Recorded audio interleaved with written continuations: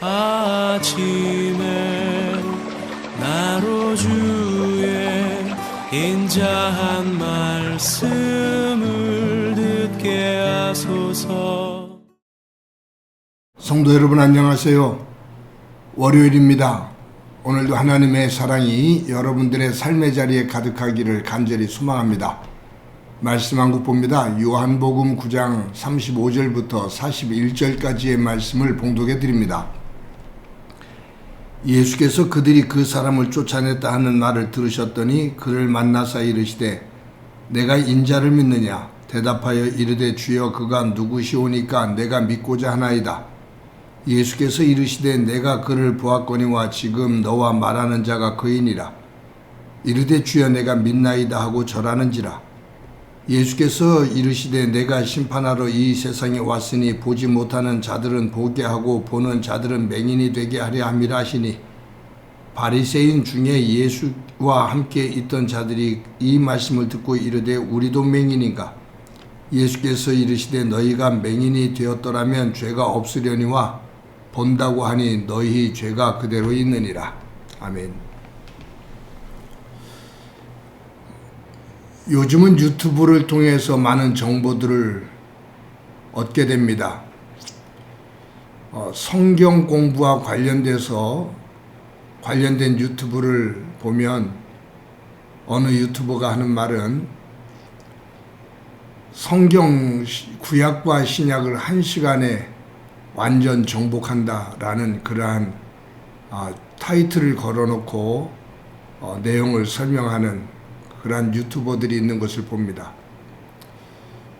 그런 분들의 이야기를 듣거나 또 그러한 타이틀을 보면 목사인 저는 한편에서는 자괴감을 느끼기도 하고 또 열등감을 느끼기도 합니다.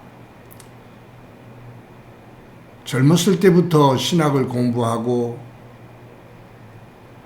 목회를 하면서 나름대로 성경을 읽고 연구하고 묵상하는 시간이 수십 년이 지났습니다. 그럼에도 불구하고 하나님의 말씀 성경은 저에게 참으로 어렵습니다.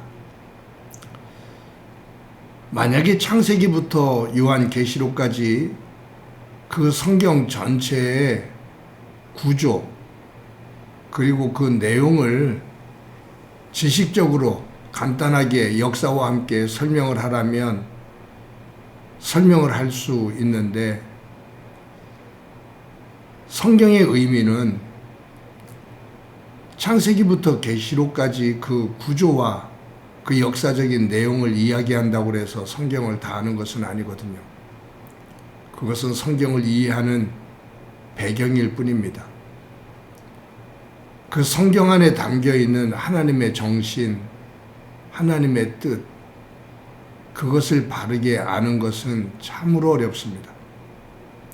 그래서 목회자가 이런 얘기를 해서 부끄럽습니다만 젊었을 때 설교를 할 때 그 강조했던 부분이 나이가 들어서 성경을 보면서 참으로 어리석게 성경을 봤었다. 너무 좁은 시각을 가지고 굳어진 모습으로 성경을 보고 그것이 다인 것처럼 성도들에게 설교를 했구나 라는 부끄러움을 느낄 때가 많습니다. 아마 지금도 이렇게 설교를 하고 또 큐티를 하고 하지만 시간이 더 지나서 나이가 더 많아져서 성경을 읽다 보면 참 그 60대 중반이 돼서도 성경을 그렇게밖에 이해를 못했었구나. 참 좁았다라는 생각을 또 하게 될 겁니다. 그래서 성경을 안다. 성경을 1시간 안에 완전 정복할 수 있다. 라는 얘기는 그것은 사실은 거짓입니다. 어디 가서 누군가가 나는 성경을 꿰뚫고 있다. 성경의 모든 내용을 다 알고 있다. 라고 말하는 사람이 있다면 목사인 제가 여러분들에게 말합니다. 그곳은 가지 마시기 바랍니다. 그런 분이 가르치는 성경 공부를 하지 마시기 바랍니다. 만약에 성경 공부를 하고 유튜브를 해도 성경을 읽어도 항상 부족한 면을 느낍니다 라고 말하는 분이 있으면 도리어 그분이 가르치는 성경 공부의 귀를 기울이시기 바랍니다. 요한복음 9장에는 나면서부터 나면서부터 앞을 보지 못했던 사람, 맹인을 고치는 사건이 나옵니다. 요한복음에 나오는 6번째 기적이에요. 요한복음에 7개의 기적이 나온다고 그랬죠. 6번째 기적입니다. 날 때부터 앞을 보지 못하는 소경을 예수님께서 낫게 하십니다. 그런데 예수님께서 이 맹인을 낫게 하는 이 날이 안식일이었습니다. 사실 앞을 보지 못한다는 것은 생명의 위급함과는 전혀 관계가 없거든요. 불편할 뿐이지. 그래서 안식일이 지난 다음 날 낫게 해도 전혀 문제가 되질 않습니다. 생명의 위급함이 아니니까. 그런데 예수님은 다음 날 낫게 하셔도 될 이 맹인의 눈을 안식일 날 낫게 하셔요. 안식일 날 이 맹인을 치료해 줌으로써 유대 종교 지도자들과 유대 사회 속에 얼마나 큰 또 혼란이 오는지 예수님을 득달처럼 공격할 것을 뻔히 아심에도 불구하고 안식일 날 굳이 이 맹인의 눈을 낫게 해주셔요. 큰 파장이 일어나죠. 사실 이것이 한 번의 일이 아니죠. 38년 된 중풍병자를 낫게 하실 때도 안식일에 하셨습니다. 그래서 유대 종교자들로부터 종교 지도자들로부터 공격을 당하고 그들이 예수님을 죽이기로 마음을 단단히 먹게 되는 그러한 분위기가 만들어지거든요. 그것을 예수님께서 모를 리가 없어요. 그럼에도 불구하고 예수님께서 안식일 날 이 맹인의 눈을 낫게 하십니다. 왜 그러셨을까? 왜 굳이 그런 험악한 분위기가 만들어지고 또 큰 파장이 일어날 것인데 왜 굳이 안식일 날 또 이처럼 맹인의 눈을 낫게 하셨을까? 한번 생각해 보게 됩니다. 그것은 단순한 예수님의 고집이 아니에요. 생각이 없으신 것이 아니에요. 예수님께서 안식일 날 이 맹인의 눈을 낫게 하시는 것은 유대 종교 지도자들과 유대교 그리고 유대인들, 하나님의 백성이라고 말하는 유대인들이 형식, 하나님께서 사람을 위해서 세워주신 허락하신 제도, 의식, 이것에 매여서 사람을 잃어버리는 거예요. 말씀드린 것처럼 안식일을 위해서 사람이 있는 것이 아니라 사람을 위해서 하나님께서 안식일을 주셨는데 안식일을 주인처럼 섬겨요. 그 안식일을 주신 것은 사람을 세우기 위함이거든요. 근데 사람을 저주하면서 안식일을 더 위에 둬요. 굳어진 거죠. 수단과 목적이 바뀐 거예요. 예수님께서 이것을 다시 한번 엎으시는 거죠. 바르게 세우고자 하시는 거예요. 그런데도 이 유대 종교 지도자들은 변하지를 않아요. 유대인들이 우리가 그럼 못 보는 자란 얘기냐? 그러니까 예수님께서 못 보면서 본다고 하는 자가 문제가 아니냐라고 말씀을 하시는 거죠.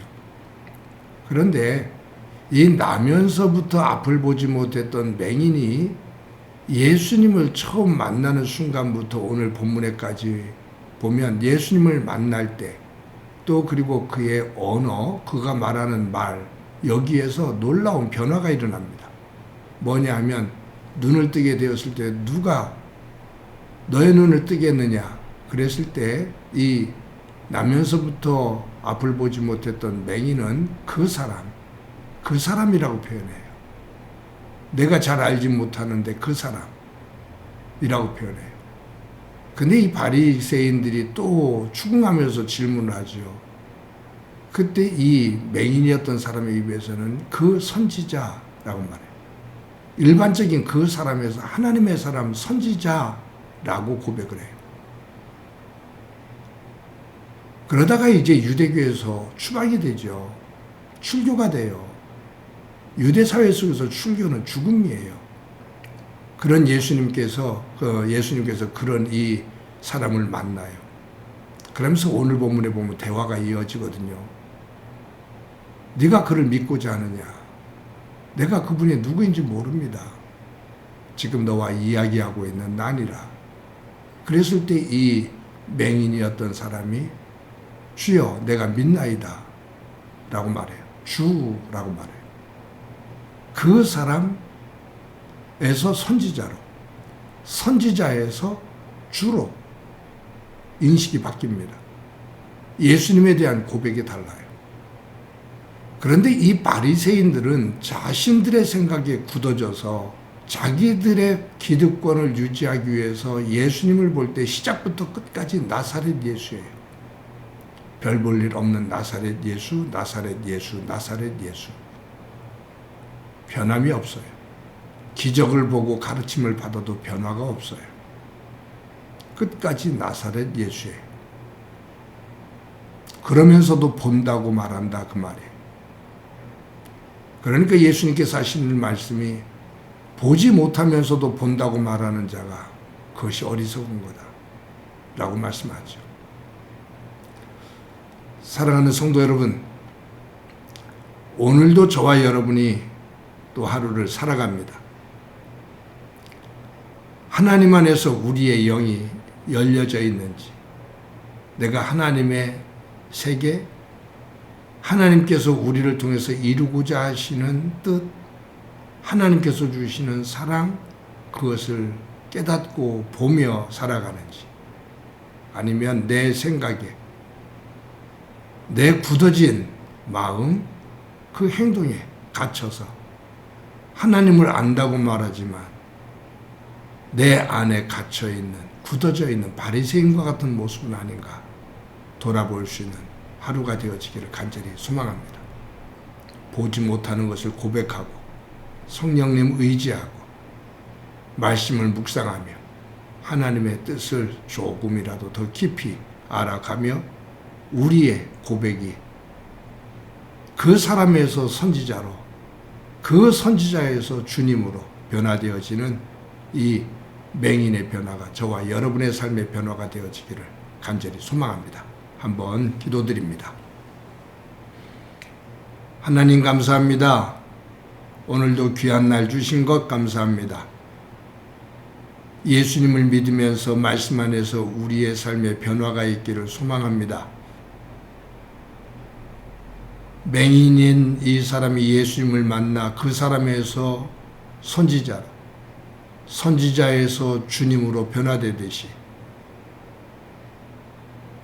예수님과 나와의 관계가 믿음 안에서 놀라운 변화가 되어지며 그 속에서 하나님의 섭리와 하나님의 뜻과 하나님의 은혜를 볼 수 있는, 그것을 감사하는 삶이 되어지도록 은총 베풀어 주옵소서.